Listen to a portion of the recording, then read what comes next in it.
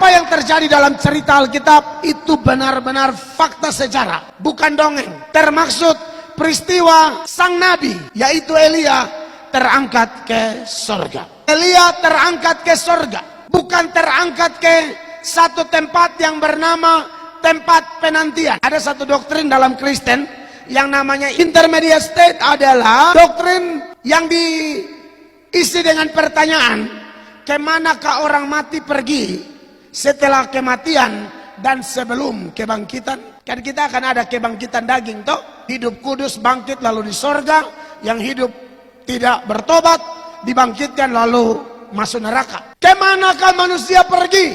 Nah, ada macam-macam pandangan tuh.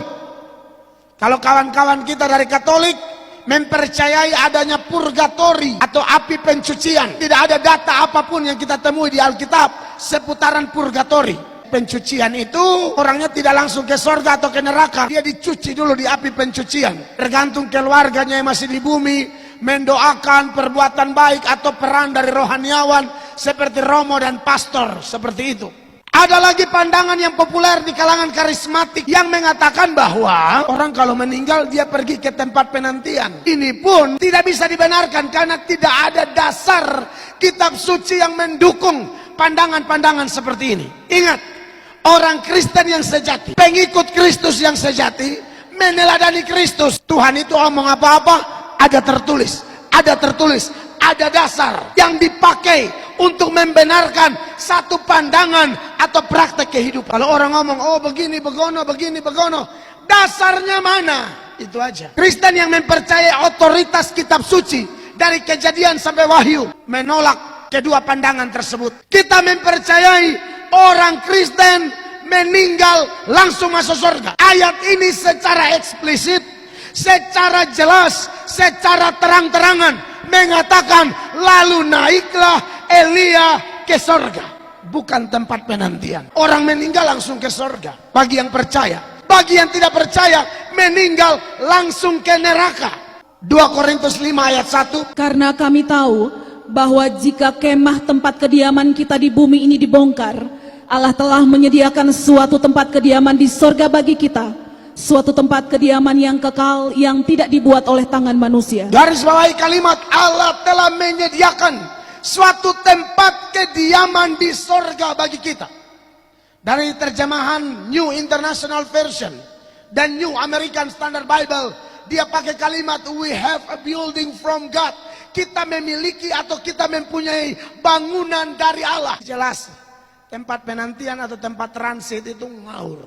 Juga pandangan turun-temurun yang ada di antara kita, NTT misalnya, mempercayai bahwa orang mati tidak langsung pergi kemana-mana, dia masih ada. Tunggu 3 hari atau 40 hari baru rohnya pergi. Itu lebih bohong lagi, itu lebih tidak ada dasar lagi. Saudara garis bawahi kalimat ini ya, dari komentar Hodge ini ya. Dia bilang tidak ada selang waktu yang terlihat di antara hancurnya kemah duniawi, artinya waktu kita sampai kepada nomor antrian mati kita, masuknya ke rumah surga. Begitu jiwa meninggalkan tubuh, jiwa itu ada di surga. Bagi yang percaya tuh, doktrin-doktrin seperti tempat penantian, oh dulu saya pegang kuat-kuat itu. Karena apa? Ibadah di satu gereja yang nyanyinya dibanyakin, menyanyi, kesaksian firman Allah juga, baca ayat di lain, jelaskan di lain. Jadi kami ini menerima betul-betul bukan hanya bubur. Itu bubur saring dan disaring seperti disaring 7 kali di dapur pelabur. Jadi kami dapat ini tidak jelas itu kebenaran apa. Liturgi berjalan hanya capek menyanyi.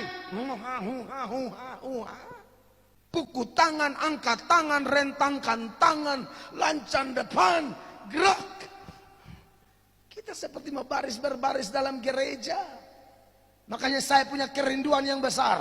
Suatu saat kalau saya jadi gembala, ujung tombak ibadah kita, ujung tombak liturgi ibadah kita, bukan menyanyi paling banyak, menyanyi baik, doa baik, persekutuan fellowship di antara kita luar biasa. Tapi yang menjadi paling penting adalah pemberitaan firman.